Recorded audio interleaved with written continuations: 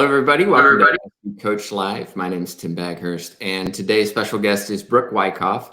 She is the interim head coach for women's basketball at Florida State University and also a former professional player herself.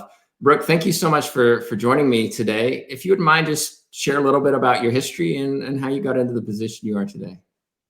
Well, thanks, Tim. It is such a privilege to be here and be a part of FSU Coach Live. We're so excited to have you guys on campus and as part of Florida State. And, I am a Seminole through and through. I love everything that goes on here because I have been a part of Florida State since I was 17 years old. Wow. I played here back from 97 to 2001 and have, just from the moment I committed and the moment I stepped on campus, have just been just so appreciative and gained so much from my time here as a Seminole. And I've been back now. I'm in my 10th season, entering my 10th season as an assistant coach. And in the interim between graduation and being back as a coach, I was a professional player in the WNBA. And then the WNBA is obviously in the summer only their season is. So in the off season, which is the real basketball season in the winter months, I would play overseas. And I played in Spain, in different cities throughout Spain for my entire professional career.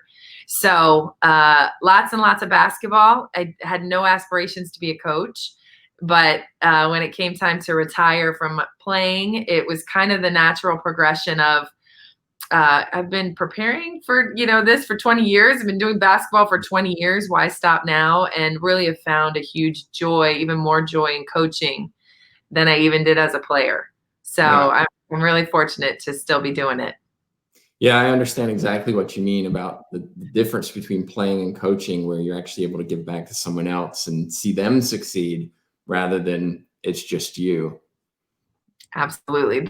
That's the biggest thing is coaching provides you an opportunity to get outside of yourself. When you're a player, so, obviously you're part of a team and you've got to be a good team player and a good teammate, but so much of what you're doing is obviously you've got to focus on yourself. You're so concerned, and your performance, your individual performance is a huge piece of being a player. Obviously as a coach, you have wins and losses, but there's very little you can do to physically control what's going on. So it's got to be about helping everybody else obviously be great and get what's going on. And being able to see others succeed and get it, the light bulb turn on and see, it's just so fulfilling. Way more than being a player, I think. Yeah. In my opinion. You talked about going abroad to play, and before the show we were talking about international student athletes and some of the challenges. Courtney Ward was on earlier this week, and if you're watching, you can go back on YouTube and watch that. And she talked about going and competing in Italy and what just change that was for her.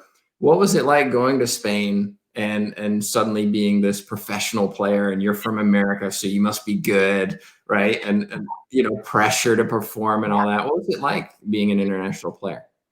Yeah, you're right. It was very interesting. You're brought over there as usually you have a limited amount of Americans that are allowed to be on a team. In my case, there was only two at most on a team. So you are brought over as the American who's expected to make an impact. And also you're in a position where you don't have class anymore. You don't have necessarily a social life when you're first over there. You're really there isolated and only playing basketball. And in my case, it was difficult in the sense of my anxiety level went up was so much greater as it related to my performance. I really struggled, and as the years went by, it only got worse. I thought it would get better. I thought I would figure it out. But I became so just attached to my performance.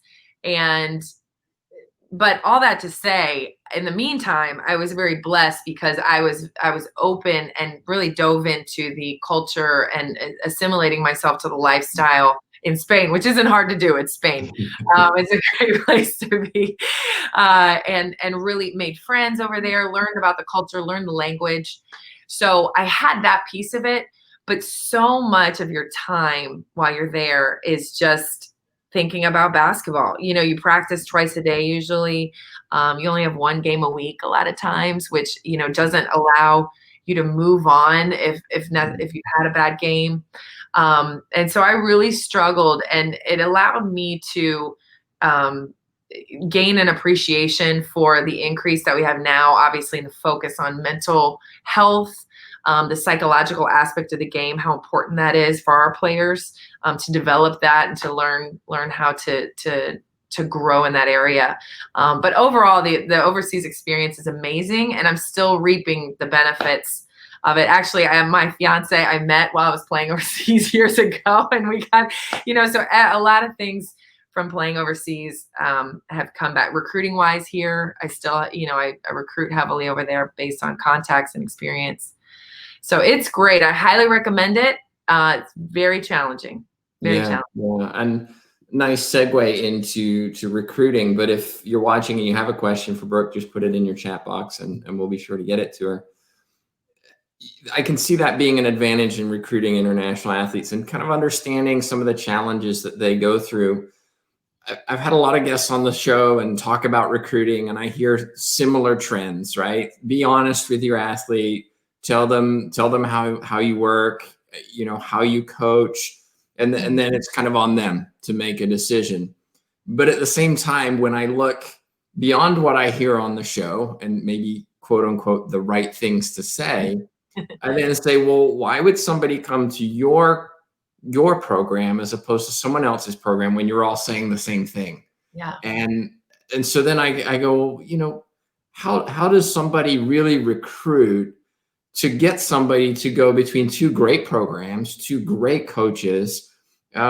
Is there anything that you do that really helps get that athlete to say, you know what, I really want to go to FSU because of X, Y, and Z? Tough question maybe, but really great question. And we say this all the time to the athletes. I mean, we are recruiting the highest level. We are fortunate enough to be a program that can compete in Elite Eights. Our realistic goal is to get to the Final Four. I mean, we've been very close several times. So again, we're going after the highest level athlete that is choosing between programs that are very similar, that have tons of success, that have all the best bells and whistles in terms of facilities and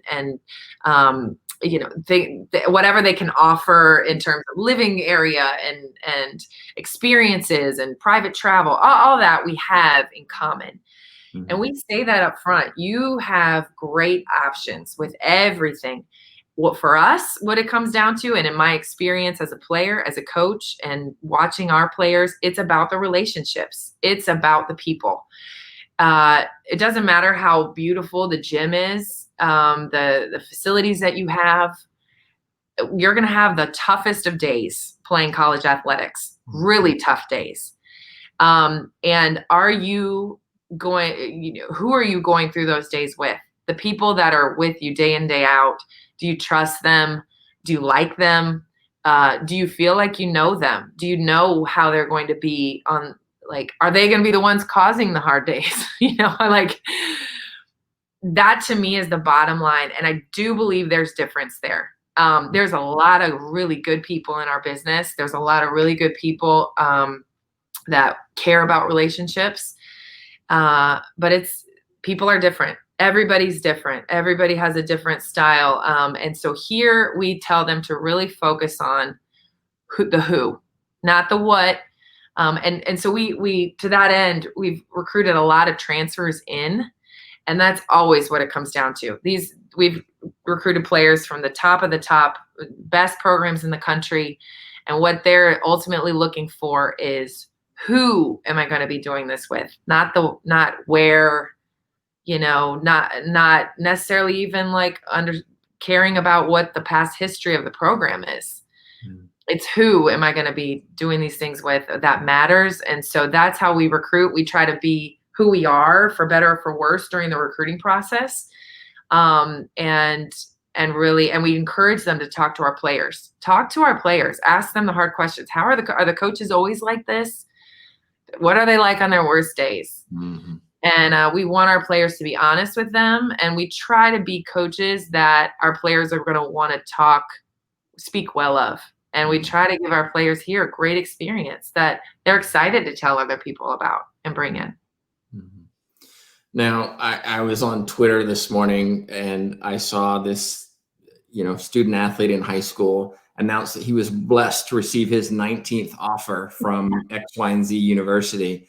Yeah. And the first thought I had was, why do you need 19? You should know by now where you want to go. Is this just hey, let's just rack these up because, I want to show that I'm this and that. It then occurred to me, at what point do these 19 universities say, you know what, we're putting a lot of time and effort into recruiting this athlete, and, maybe they're stringing us along. So at what point do we're going after these athletes, and then sometimes just say, this isn't going to be a good fit. Let's pull the cord, so to speak. Yeah, it's a great question. We have those conversations about each individual athlete we're recruiting on a weekly, if not daily basis. Really? You're constantly weighing and getting a feel for that exact thing. How difficult has it been to recruit this kid? Obviously, with COVID, it's kind of leveled the playing field in terms of we're not allowed to go travel. Right. So geographically, that doesn't necessarily tie into it, but it is. It's like if we're spending a lot of money to go recruit somebody in California or in another country, we've got to really feel like we have a good chance with that kid. We're not going to be able to spend the money. Right now, are they responsive? Are they okay? They have 19 offers, fine, but are they picking up the phone every time we try to call? Are they texting us back? Good. We'll stay in that fight. If they say they've got that many offers, but they're talking to us, we'll hang in there. It's a constant feel. I wish, we say this all the time, I wish there was a formula for recruiting, we just do this checklist, but it's an organic process. It's a feel, it's ever changing, and everybody is different. There's no process that's the same, no circumstance that's the same. So yeah, we're looking at those tweets too, and it's like, okay, I got another offer, great. What does that mean to them? Are they just about what that is showing, just about how that looks? Are they? Yeah. So it's tough. Recruiting is tough because not only are you working on building that relationship, you're constantly having to make those hard choices and to get a feel for where you're at in the process. And I also get the sense as well from those who I've interviewed that recruiting is a very, very time consuming process. Mm-hmm. Absolutely. It really is the most important thing you do.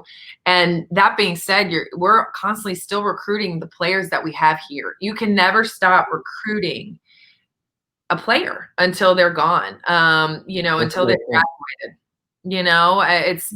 You've got to continue to keep the players that you have excited about Florida State, excited about this team, bought in. You can't stop. So it's the most important thing we do. To get people here and then to keep them. Okay. I've got a question for you that came through on our YouTube channel. Patrick Henry says, former manager here, Brooke, you've been a huge part of the evolution of the program. Where do you see the future of the program going forward? What's needed to sustain the success? Great question. Hi, Patrick. Thanks for asking. The future of the program, we've said it time and time again. We are building a national championship program, which means our future is the Final Four. And a lot of teams say that. That's obviously the ultimate goal. And it's easy to say. We feel like we're in a position as a program. We have the history, we have the foundation laid, we have the players, we have the experience. We've been to the Elite Eight 3 times. The future is the Final Four. That is our goal. And now, day to day, we're just focused on what we're doing that day to get better and to get there. But definitely that's what we're going for. Our mission, though, in general, basketball aside, it stays the same always. We're building strong, powerful women of character. That's what we're doing, period. And that basketball is a piece of that. Academics is a piece of that. But that is what we're here to do as a staff, is to make this college experience one for our players, that they're growing in every way, athletically, academically, and personally. You have a large group of women on your team, and you know, some of them are always going to be starters. They're going to be the superstars who perform, you know, each and every day. But at the same instance, you also have a group who are on the fringes. Maybe they get a little bit of time, maybe they never get time, but they're part of that program.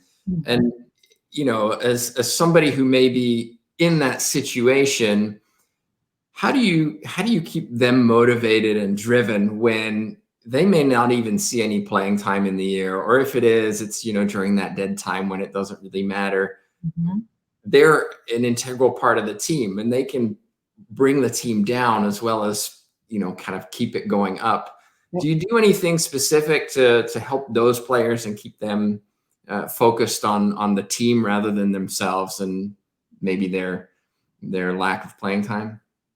Yeah, that's a great question. It just comes down to communication and investing the time and the relationship.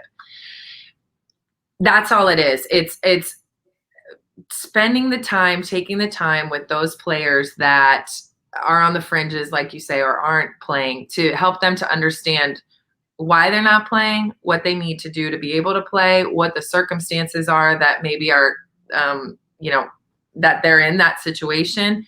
And also getting them to understand their importance, their value to the team, other than just being on the floor.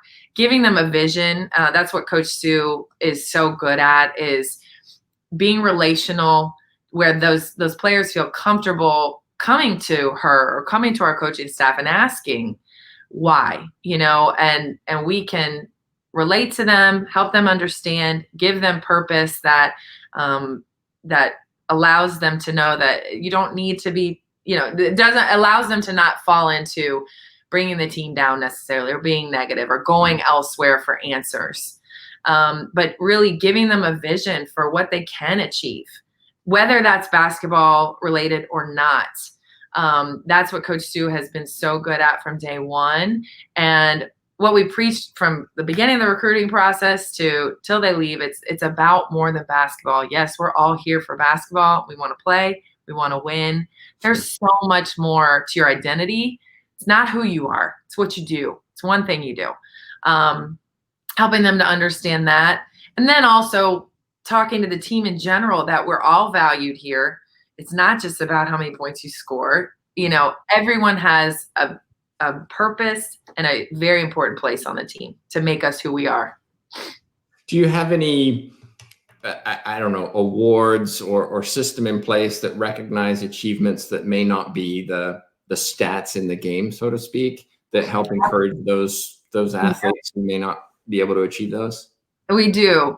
We, throughout the year, we highlight our academic all-stars all the time. That we talk about that probably more than anything that is achieved basketball-wise. We focus on academic achievement. Our banquet at the end of the year, we have a heart award for, again, somebody that doesn't necessarily win the scoring title or get the most minutes.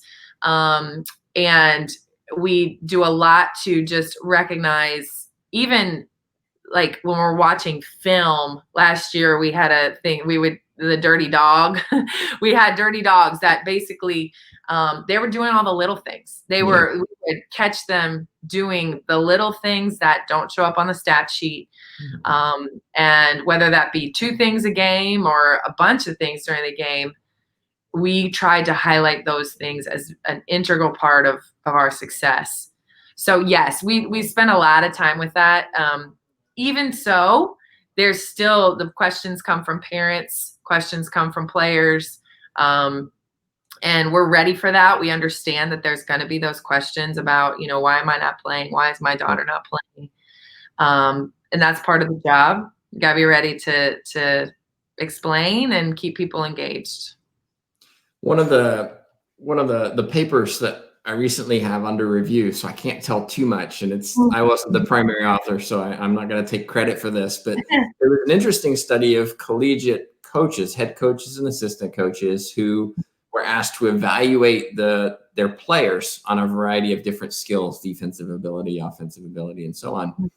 And then their performances, these players' performances, were tracked during the season to compare what the coaches thought the players were good at versus how they performed. And what we found, literally, I titled it a hot mess. I mean, it made no sense. We really couldn't get any kind of consensus that coaches could accurately predict how their players would perform. And the reason I bring this up is because the discussion of this paper is the use of data analytics in how you make decisions. And in basketball, it's becoming more and more prevalent, especially at the professional level. So how do you balance the stat sheets that you have so much, you have so much data? How do you balance that against, Coach Wyckoff here just really feels that this player is going to perform in this situation? That's a great question. And it has to be a balance, like the data only tells so much of the story. And there are things that are really important to us that don't show up on a stat sheet or don't show up on the data. For example, defense. I mean, it's really hard to statistically get a picture of defense, especially with the resources that are available to us, and it's just as a player in the right spot all the time, defensively, off the ball, like those things matter so much. How willing are they to go box out? They may never get the actual rebound. Are they boxing out? Like, are they talking? Are they a glue player that those stats don't just show up? So but then again, you do have, like shooting statistics don't lie, so in terms of when we're able to say, hey, you might want to think about not shooting that shot because look at the stats. You might need to think about getting the ball somewhere else, even if you're open for a reason. Maybe it's a balance. You're open for a reason. It's a balance, but we do like to look at the numbers, but then to use them in context. And that's what we talk about a lot with parents that have questions, and trying to talk to our players about when they're hearing all the outside noise and opinions. It's like not a lot of people are in practice. What we see in practice usually translates, to the games. You can't just turn it on for the games or expect different thing in the game. So if you're consistently performing and doing things or not doing things in practice, that's what we're going to base your playing time on and our decision making on in the games. So we really focus on that as well. But it's hard everybody values different things. We try to make it very clear what we value in terms of why you will play. And what that's usually goes along with defense and rebounding. But sometimes it doesn't, Yeah. So it really is. It's communication, it's relationships, to just getting people to buy in and trust that you have their best interest in mind and that you have the bigger picture figured out. And we're all moving towards that bigger picture, that goal together. It's a great answer. And I think if we look at statistics on most sports, we see offense is highlighted a lot more in terms of what a player is doing versus their defense. And even NFL stats, you'll see all of these things for offense, and then defense might be, number of sacks or something. And that's it. As opposed to, did you create the chaos that resulted in the, positive outcome? If I switch then to a little bit about, you're currently the interim head coach, and it takes on a little different responsibility to what you were doing last year, but you've been coaching for many years, as you talked about. What are maybe the biggest challenges that you have faced as a coach or currently face as a coach that that maybe those who are looking to improve their coaching or even get into coaching should, be thoughtful about when they get in? Yeah, I think one of the biggest challenges is balance, work-life balance, and figuring that out. There is no balance, but just figuring out that kind of aspect of being efficient with your time, spending the correct amount of time, but also the self-care aspect of not overdoing it or not underdoing it. And kind of figuring that out as you progress through your career, how those things change. Um, One of the things that I really have learned is that being open to doing things differently. That's one thing that Coach Sue is so good at. She's constantly looking for new ways to do things, and that's on the court and off. That's in recruiting. That's in the amount of time we spend on certain things, the ways that we interact as a staff, the things that we focus on with players. It's very easy to, as a coach, feel like I know this. This is how we do it. This is how I want to do it. Um, Instead of being open to what's different, what's new, how can I improve, and how different perspectives help us to be better. Those types of things. And again, those two things come to constantly like self-evaluating, being able to be very self-aware of how you're spending your time, how you're coming across as you're coaching, teaching, and how what you're doing is impacting the overall big picture. Constantly like self-evaluating that is something that I love, that process. That's one of the things that I love most about coaching, is that every day you're pretty much forced to reckon with yourself. How are you coming across? Yeah. How is what you're doing impacting the forward progress of whether it's on the court, in recruiting, how you're interacting with your staff, those types of things. And then obviously how you're coming across to the players. You have to really self-evaluate every single day. Is what I am trying to do actually happening? Mm-hmm. Are the things I'm trying to do the right things? That's the best thing about coaching. It's constant, like, just I get to refine myself as my character, myself as just a professional on a daily basis. It's hard sometimes, a lot of times. Yeah, no question, no question. Yeah. You talked a little bit about philosophy and doing things different, and it lends to the question of assistant coaches and the philosophy of maybe assistant coaches and a head coach, and maybe assistant coaches have different ideas to the head coach. I think there's a balance in how you hire those to work around you.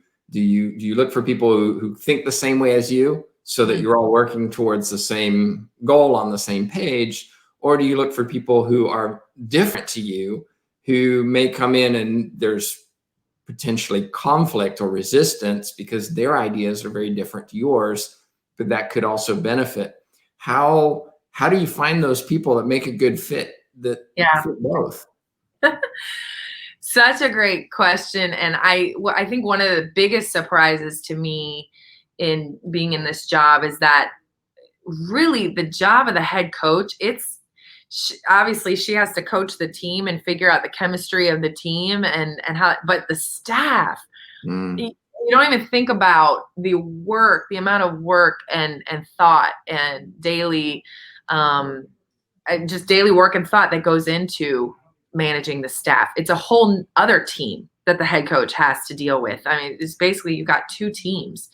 And I would venture to say that the chemistry and the productivity of the staff is even more important than that of the team, because the staff's chemistry will flow into the team. The team ends up kind of mirroring it. And when the staff is all on the same page and all in unison and the team feels that, senses that, and they can be of one accord as well. The staff is in chaos and disarray, and that flows, So that being said, who you hire and all of that is huge. And I think Coach Sue says, you need competency and you need character.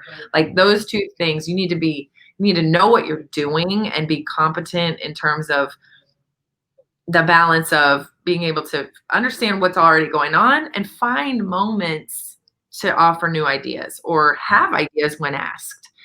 The character is kind of like the feel part of it. Like, do you understand when to just go with the flow and figure it out on your own? Or are you a bull in the china shop that's like, no, I think it needs to be this, and it doesn't really fit in with the character of the staff, the character of what we're doing.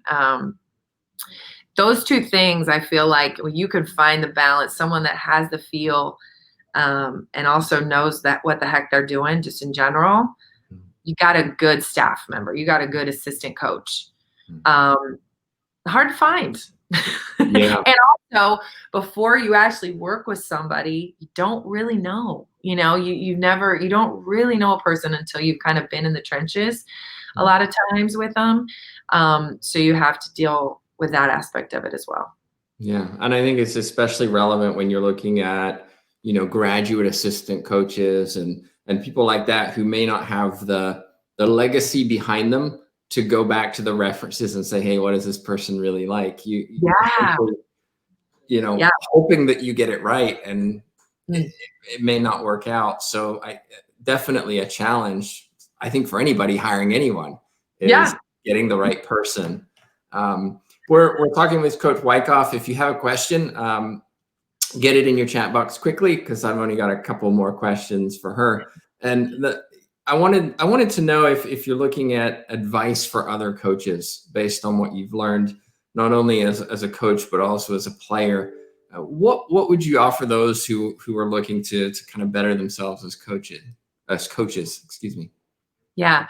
Well, first and foremost, right now, and always, but especially in this COVID era that we're in, there's so many things like to just be able to hop on a Zoom call or a webinar or things that are being offered that I'm constantly on these calls with coaches, Zoom calls or clicking on a pre-recorded,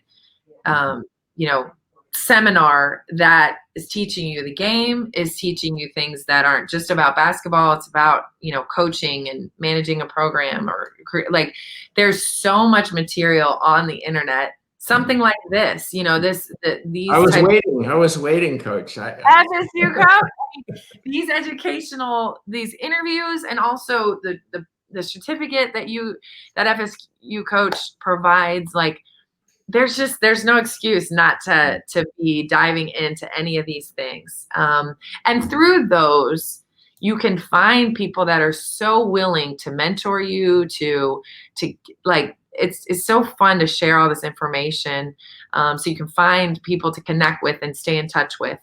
And then, we get people all the time that want to be student managers, that want to be workers in our office, that want to be graduate assistants, that just want to be involved. And we're constantly looking for those people because we need a lot of help, and those are great ways to start to soak up what's going on and to understand how this all works behind the scenes, and also the basketball piece. Well, if somebody is interested in kind of getting involved in your program, or maybe has a question for you and they weren't able to ask it live, what's the best way for them to reach out to you? My email is the best way, bwyckoff@admin.fsu.edu, or just at fsu.edu is fine too. I try to be pretty good with my email and to get back to everybody. And that's a great way. Love to hear from everybody. Well, I do want to say thank you so much for joining us today and sharing a little bit of your wisdom. I really enjoyed the conversation, and hope that people do reach out to you and kind of continue that conversation with questions they might have. Absolutely. Tim, thank you so much. This was such a great conversation. Great question. So excited about FSU Coach, and just a privilege to be a part of it. Well, thank you very much. I do appreciate it as well. Just a reminder, we have guests each and every week. So if you haven't yet subscribed to the YouTube channel or Facebook or Twitter or wherever we are, be sure to do so. But until next time, Thank you so much for watching. Thanks.